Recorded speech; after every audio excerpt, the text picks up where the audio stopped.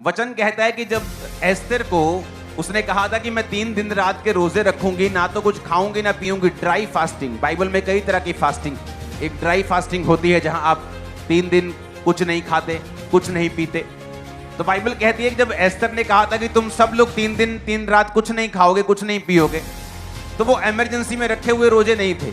उसको शुरू से सिखाया गया था फास्टिंग कैसे करनी है, उपवास कैसे करना है, और उसे आता था वो करना। इसलिए जब उसकी लाइफ में मुसीबत आई तो वो इमरजेंसी में रखे हुए रोजे नहीं थे। उसको मालूम था कि मैं फास्ट करूंगी, प्रेयर करूंगी तो परमेश्वर मुझे रिजल्ट देगा। और रिजल्ट क्या हुआ, जब तीसरा उसका रोजा था तो राजा को नींद नहीं आई। जब राजा को नींद नहीं आई तो राजा ने कहा मेरे को नींद नहीं आ रही, इतिहास की पुस्तक लाओ, हिस्ट्री की, कि मेरे राज में क्या क्या किया, किसने किसने किया है, पढ़ो। जब हिस्ट्री की बुक पढ़ी गई तो उसमें लिखा था कि राजा की जान राजा की एक कर्मचारी ने बचाई थी, क्योंकि कोई कर्मचारी राजा को मारना चाहता था। उसने कहा जिसने मेरी जान बचाई उसके साथ क्या किया तुम लोगों ने, कोई उसको इनाम दिया, उसको प्रमोशन दिया? कहते नहीं, अभी कुछ नहीं किया।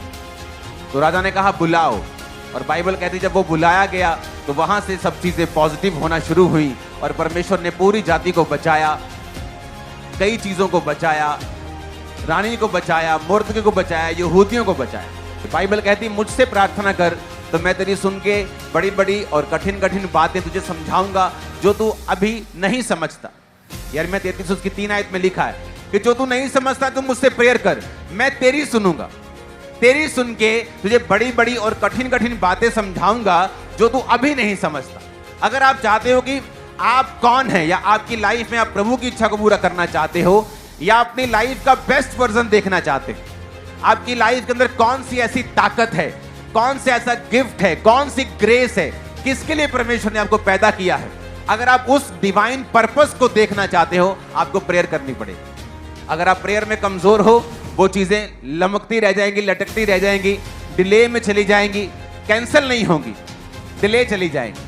परमेश्वर की योजना डिले में हो जाएगी, आप उस योजना में देरी में चले जाएंगे जो परमेश्वर आपकी लाइफ में करना चाहता है। हालेलुया।